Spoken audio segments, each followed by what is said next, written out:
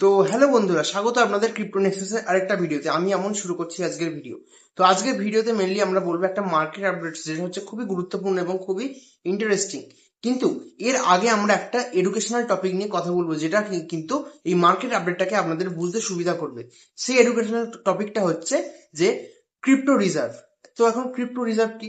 আপনারা যা জানেন যে রিজার্ভ মানে হচ্ছে কোনো জিনিসকে খারাপ সময়ের জন্য থেকে বাঁচতে সেটাকে বাঁচিয়ে রাখা। সাপোজ আপনার কাছে 10,000 টাকা আছে, আপনি সেখান থেকে 2-3 কি 3,000 টাকা কি 4,000 টাকা আলাদা সাইড করে রাখলেন এমার্জেন্সির জন্য, সেটা আপনার হইলো আপনার রিজার্ভ।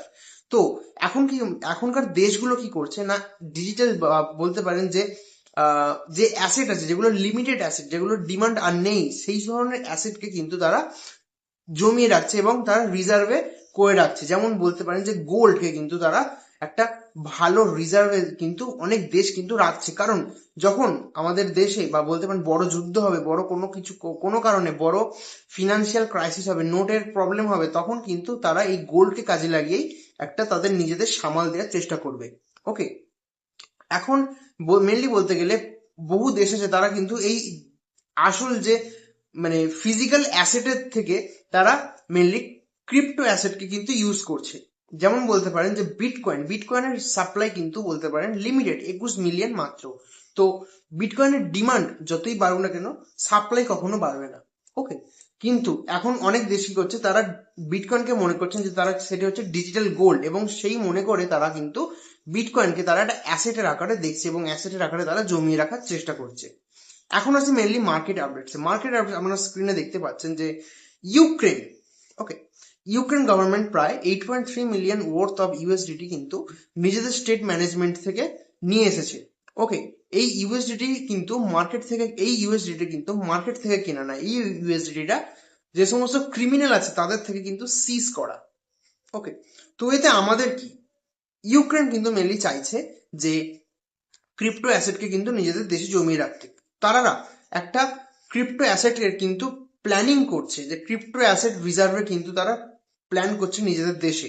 ওকে, তো এতে মানে তাদের সুবিধা কি হতে হবে না, তাদের অ্যাসেট কিন্তু ধীরে ধীরে বাড়তে থাকবে। কারণ বিটকয়েনের দাম কিন্তু প্রচুর পরিমাণে ভোলাটাইল, ওঠা নামা করে। আপনারা জানেন যে 1,26,000 মতো লাস্ট আমাদের দেখা হয়েছিল। তো ওকে, এবার যদি আমরা দেখি, তো এখন মেনলি বলতে চাই যে এই ক্রিপ্টো মার্কেটে এটা পজিটিভ কেন। ওকে, এটা মেনলি পজিটিভটা কেন, কারণ এখন মেনলি বলতে গেলে যে এরকম বড় বড় দেশ যখন ক্রিপ্টোকে নিয়ে এত ভাবনা চিন্তা করছে, এত গুরুত্ব দিচ্ছে ক্রিপ্টোকে, তাহলে কিন্তু বলতে পারেন যে আগামী দিনে যে ইনভেস্টার্সরা কিন্তু এই ক্রিপ্টোতে আসার একটা সম্ভাবনা আমরা দেখতে পারবো। যে তারা ক্রিপ্টো নিয়ে যখন একটা দেশ, এত বড় দেশ একটা ক্রিপ্টো নিয়ে ভাবছে, তখন কিন্তু আহ, বড় বড় ইনভেস্টার্সরাও তারা মনে করবেন যে এবার হয়তো বুল রান আসবে এবং মার্কেটে কিন্তু আমাদের ঢোকার একটা ভালো সম্ভাবনা আমরা দেখতে পাচ্ছি। ওকে, কিন্তু এর মানে এই না যে ইউক্রেন ভাবছে যে এরকম মার্কেট তারা রিজার্ভ করবে, তার মানে কি যে মার্কেট কিন্তু পাম্প হবে, এইটা কোনো মানে ফ্যাক্টর না। ওকে, যদি আমি দেখি এবার লং টার্মে কিন্তু মার্কেট পাম্প করবে এমন নয়, যদি কিন্তু লং টার্মের পার্সপেক্টিভে যদি আমি দেখি, এই ধরনের খবর আসার পর কিন্তু কিছু সময়ের পর মার্কেট কিন্তু একটা ভালো পাম্পের দিকে যায়। ওকে, তো ভিডিওটি ছিল এই পর্যন্তই।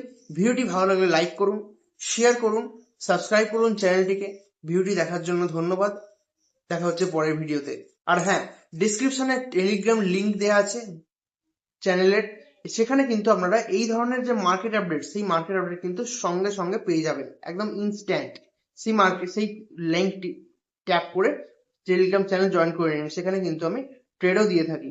তো দেখা হচ্ছে পরের ভিডিওতে। টাটা।